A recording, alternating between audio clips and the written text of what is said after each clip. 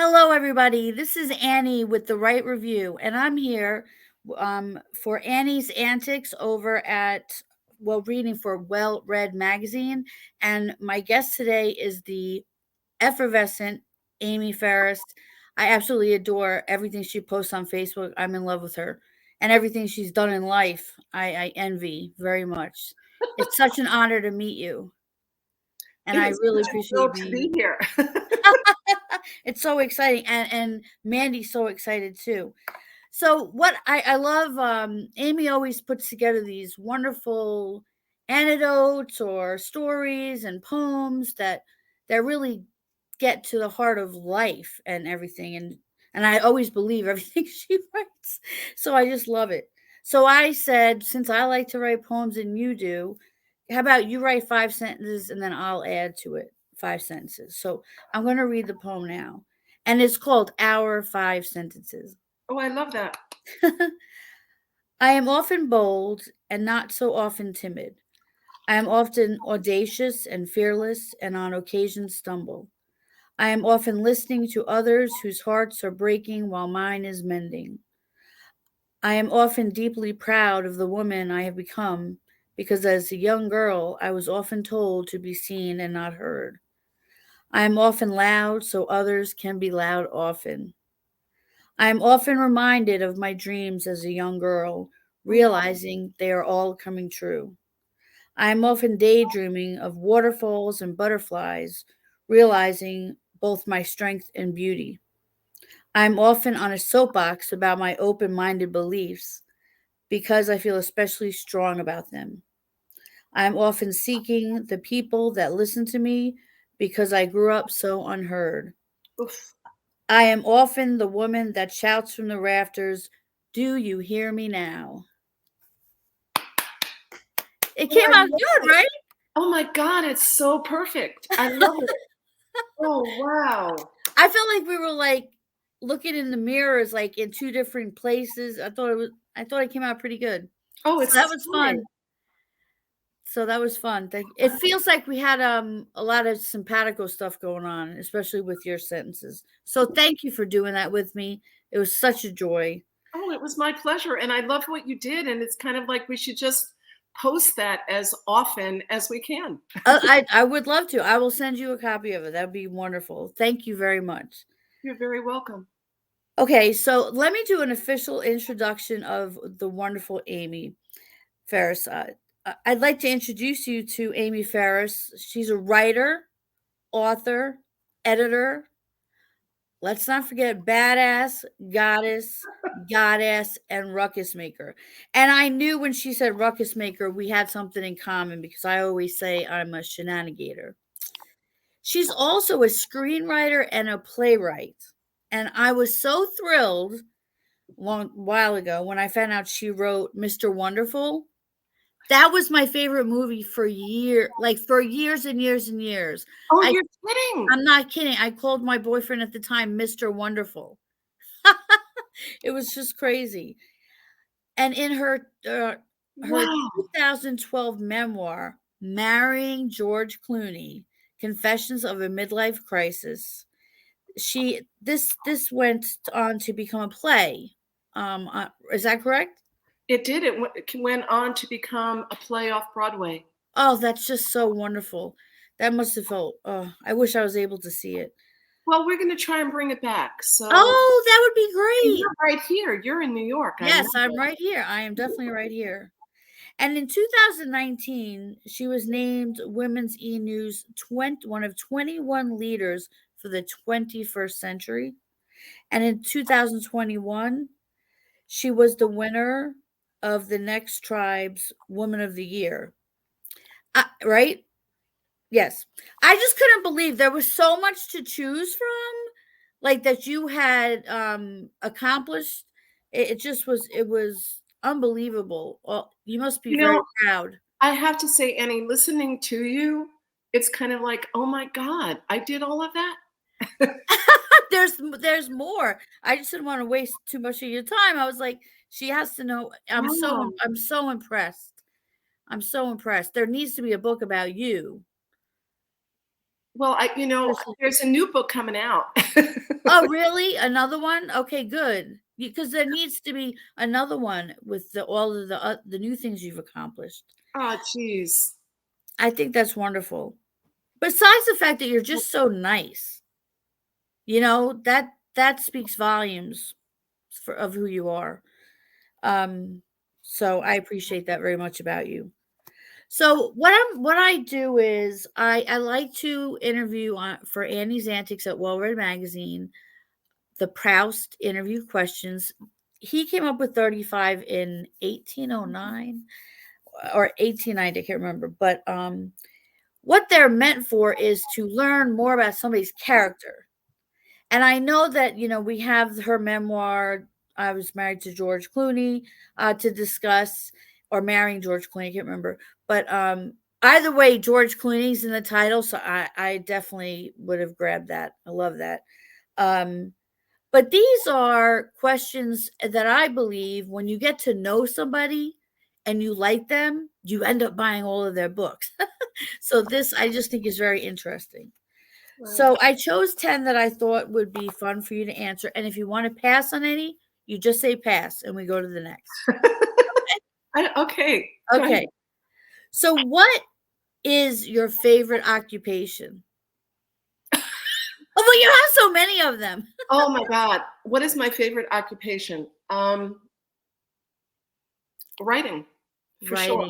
Writing for sure. Yeah. I love that. I love that you said writing and you said author.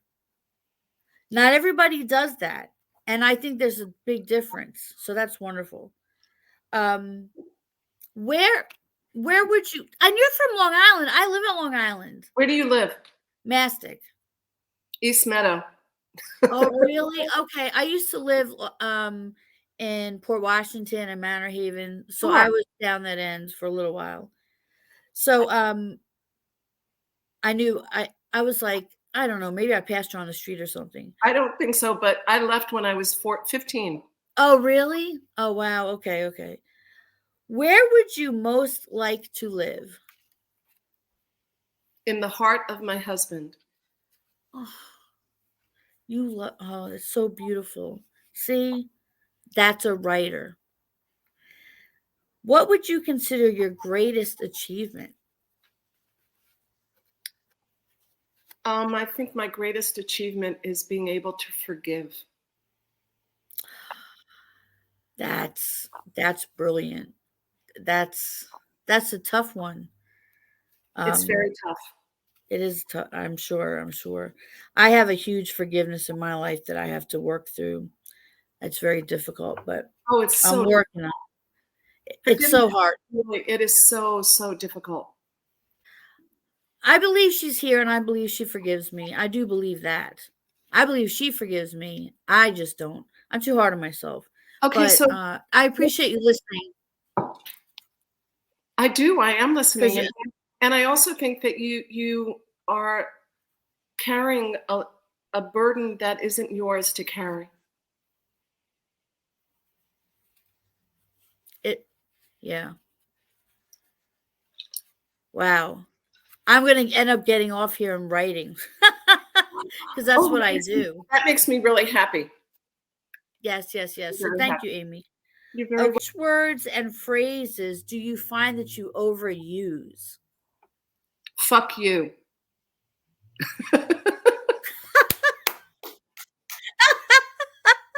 Oh my God. I think I love you. I think I overuse that. I love that. I think I overuse it, but I actually love using it. So I'm not sure if I overuse it. Maybe I underuse it. Maybe I don't say it enough. Maybe you underuse it. Yeah. I mean, all my family in Ireland, they say it all the time. They all use the F word and SHIT all the time. And what is your greatest extravagance? Oof. Well, I knew that was going to be a tough one. I could tell you what my greatest extravagance used to be, which was shopping. And when I lived in New York City and I would go to Barney's and I would buy, shoes for $500, and now I'm wearing shoes that are $29, and I love them much more. My greatest extravagance, actually, truthfully, is giving away pieces of my heart. That is. That's my greatest extravagance. I could feel that. We all know that. People that read your Facebook pages and everything you write, you're very open. Oh, yes. Yes, yeah, I'm open too. Yes, you are, Annie. Pardon me? Yes, you are. A little too open, they say, but I really feel you when I'm reading what you're writing. I can feel your heart, and I love that. I love that. Oh, thank you. I can't wait for the next book. Okay. Which living person do you most admire? Do I most admire? Gloria Steinem. Oh, that's a good choice. That's interesting. So what is it about her? I think she's probably, she's one of the most authentic human beings I've ever met. And I really feel like there's nothing about her that's disingenuous. She's just, she is a person who's so inclusive. She's one of those women that when she gets honored, she brings everyone on the stage. From Yes. Truly, she'll say, I couldn't have done this without Suzanne Braun Levine, or I couldn't have done this without Robin Morgan, or I could have never done this without Carol Jenkins. She's so genuine and generous. And I've had the pleasure of being in a room with her a few times, really being in a room with her, and, she's just made out of beauty. She really cares about the world we live in. And she cares so much about women. Oh, I think what you like about her so much speaks volumes of who you are too, Amy. Annie, Truly. Truly. Thank you. You're welcome. Okay. This is one of my favorite questions. What do you value most in your friends? Oh. What do I value most in my friends? I value them sticking in through thick and thin. I value them not disappearing on me or anybody when some stuff hits the fan, or, I think friendship is like marriage. We must have been separated at birth, because I literally say that all the time. Friendship is like marriage. Once you decide you're going to be someone's friend, you have to try to work through the hard times. Absolutely. And be there through the hard times. I've never heard anyone say that. And then now you say, oh my gosh, that's so. Wow, that's amazing. That is amazing. My friends that watch this are going to say, oh my God. Because I always say it's like we're married. We can't be arguing. This is crazy. And I was just having a conversation with a girlfriend of mine the other day, and we were talking about how it's really important for women especially. If somebody hurts you or says something or you don't like it, don't slam a door. Don't disappear. Say, hey, let's talk about this. And I think that's what I value in my real, true blue friends, is that if I say something to hurt them, or it doesn't, click for them, or I do something really stupid, that we can talk about it rather than, being non-confrontational and then disappear. That scares me when people disappear, because I think, oh my God, they're disappearing with pieces of me. Oh my gosh, you'll understand this. Like in the book world, there's some people that are uh competitive. And I had one person that she was upset with me and I thought we were great friends and so we just stopped talking. And then I had COVID Oof. and I thought I was going to die because like that was back when everyone thought everyone was going to die. So I wrote to a couple of people that I had just issues with.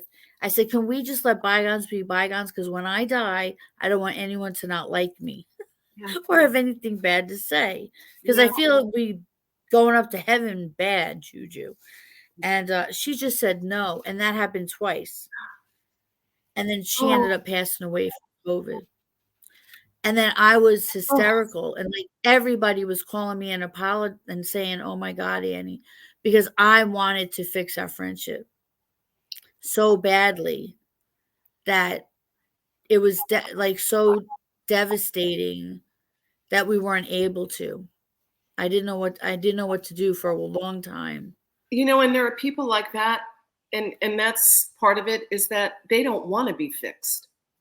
Because Right? That's I'm just going to say this because it's important. I had years ago with my whole family and estrangement and all kinds of crap that was going on. oh, My therapist said to me at the time, and this is a long, long time ago, she said, "You cannot fix anybody who doesn't want to be responsible for their piece of the breakup." And that oh my gosh. that was so unbelievably profound to me because I thought, well, I'll try this and she just kept saying to me, they don't want to own their piece of this relationship. They don't want to because then they would have to start talking about all the stuff that they did, you Right. know. And I think that that's something for us to really think about. It's like, why do people just kind of don't want us in their life or don't want to mend something? It has more to do if you reached out and if I reached out and they just kind of shut the door, they're shutting the door because they don't want to own their truth. You're right. Oh my, Not this because, is no, it's true. no, you're right. Oh my gosh. This really is like a therapy session. It Do you want to is. hear what's funny? I had therapy today and I said, I canceled and I said for the interview. But anyway, the whole point is it's obvious I didn't need it because you're teaching me a lot. So thank you. You're very welcome. Okay. Thank you. You're welcome. What is your greatest fear? Abandonment. That oh, you came up with that one fast. Yes, I that's a tough one. So you had to have been abandoned to know what that feels like. So I'm sorry. I it goes across the board, whether it's, when I was a little girl, my mom would leave me at my grandmother's and I loved to hang in with my grandparents, but I never thought my mother was going to come back for me. Right. So I was that little girl sitting by the door in Brooklyn, all waiting for my mom for hours and hours. So, I had that, but abandonment has always been like an underlying fear, whether it's being abandoned by a friend or being abandoned, in a conversation or being abandoned, on a highway. Right, to, right, right.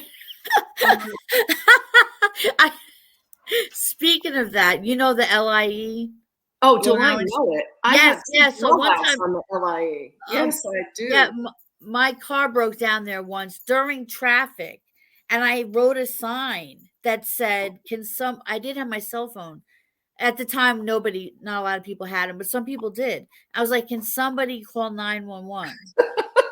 And, like, I was there for hours on end, and it was, like, not one person like, it was just or not one person would pull over and say, "What do you need? I'll go to the gas station," or something, like, I couldn't believe the humanity that was just driving by and didn't care.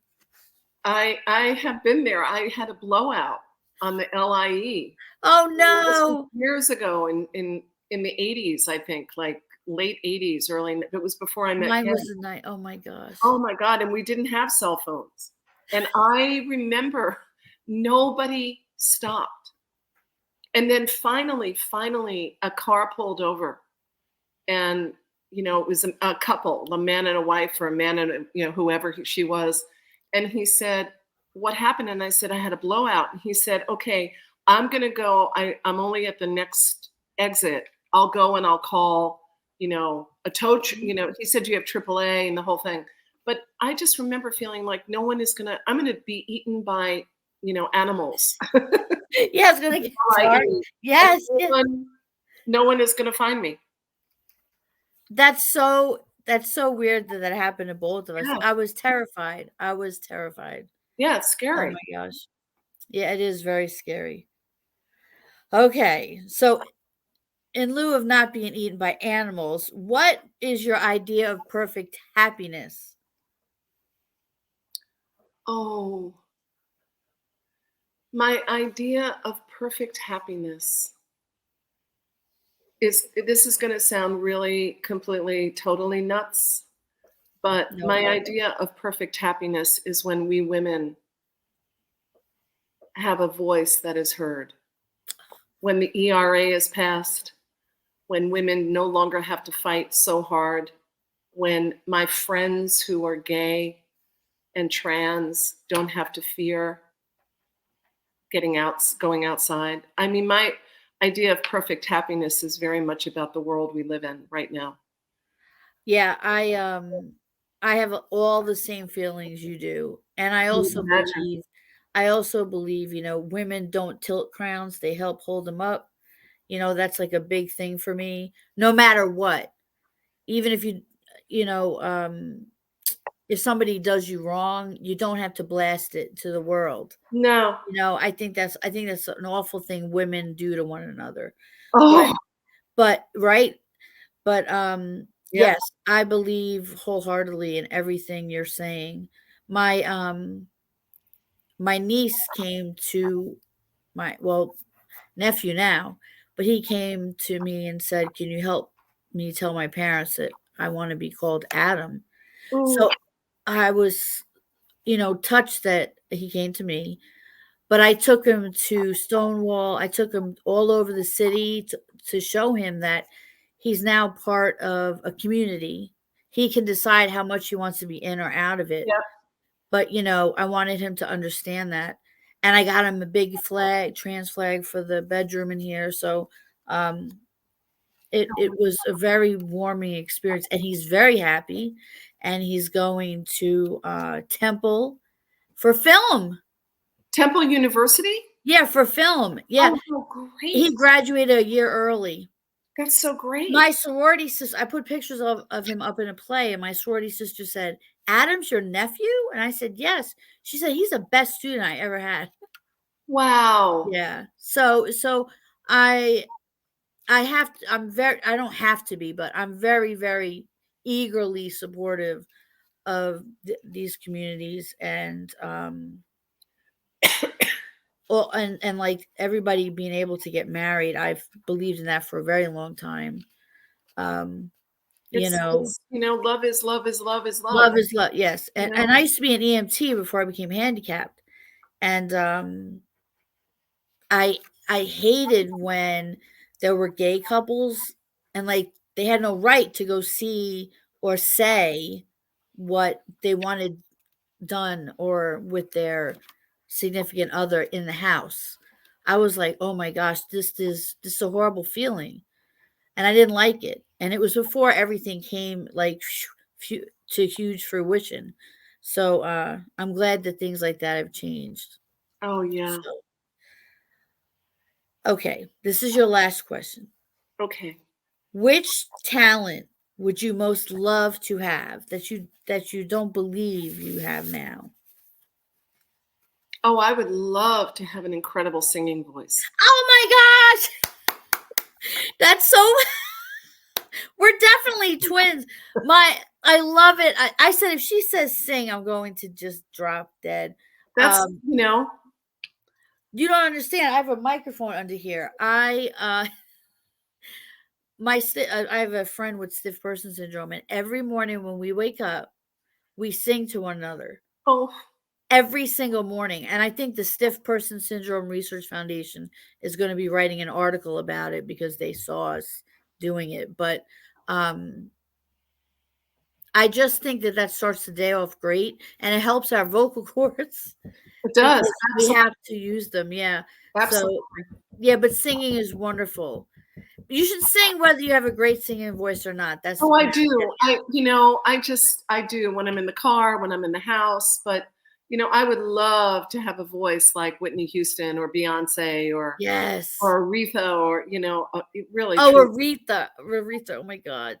I Yeah. used to travel like from Virginia to New York, and we would sing Aretha Franklin like all the way. I mean, it was That's crazy. so good. Look, I really appreciate your time, Amy. It was a pleasure. It's so weird calling you Amy. It I feel like I should be like Mrs. Ferris Oh, no. because you're so mature, and I feel like a kid. Oh, You let's know. let's take mature out of that. Let's take it out of there. Let's just Okay. it away. I do feel a little equal with you though on many things. So it's been such a pleasure to meet you, Amy. And I did write to Jeff Arch last night, and I was like, "Can we talk?" And he was like, "I can't tonight. What's going on?" And I said, I'm interviewing Amy Ferris tomorrow." I was a little nervous. He said, "Oh, Annie, it's gonna be a great conversation. Don't worry." I said, "Okay." He's So such a treat. Isn't he uh, a treat? I love him. I love him. Love him. He is Uh, he is he is a mensch. He is such he an incredible man. He really, and you nailed it. I was having heart surgery, and I had only interviewed him once, but he called me and talked to me Oh, on the phone forever the night before the surgery. And he's like, "You need to make a mind map, and you need to where do you want to live?" And I said, "Sedona." And he's like, "Get the house and da da da." And but keep it always because with my disease is terminal. And he said, and when they start in 10, 9, 8, he said, "Thanks, Sedona, Sedona, Sedona." oh, So I he's did all he said. And I said, that's why I made it through. But I mean, he didn't know me from a whole, we had an interview just like this, and he cared enough to make that phone call. he is such a He's a good, he's a good man. he He's is. got a really good heart. He's just a good man. He is a very So good man. he is one of those good men out in the world. Absolutely. Well, Amy, it's been such a pleasure to meet you. And your husband's a very lucky man. You're I'm a so very madly in love with him. It's beautiful. I love it. I would write about my husband, but he hasn't let me. He doesn't. He's not on social media or anything. neither He's is not even. Oh my! It drives me nuts. me Cause like, too. yeah, yeah. Although But Ken has gotten into TikTok, which is kind of intense. oh, He's like now, like a whole TikTok freak, but he's not on Facebook. He doesn't have no, none of that. that's so funny. Tom has TikTok too. He hasn't made videos yet. But I can tell he will be making them, but I hope so. But I did put him in. He had no choice to go in the memoir because how we met was crazy, and it was the radio and everything was Yeah. involved, and they paid for our honeymoon. So it's a great story. And I told him it's going in there whether you like it or not. And he was like, "Okay, okay." No pictures though. I said no pictures. So anyway, Amy, thank you so much, and I look forward to reading more about you, and I will send you the poem. Oh, the poem is gorgeous. It really was. It was so humbling to write that with you. And when I read it back, I said, "Wait, some of our lines were very similar, which They but were, and but different." it actually blended perfectly. I mean, it felt like one continuous, beautiful piece of writing. It was wonderful. So I'm so honored to have done that with you. I will send it over to Oh, you. I'm so honored to have done it with you too. And thank you for doing the interview. And I'll send everything to you once it releases on the first of the month. You got it, Annie. All right, Amy. Thank you. Bless Thank you. you, Annie. Namaste. All right, Namaste. bye-bye. That's right. All right, bye-bye. Bye.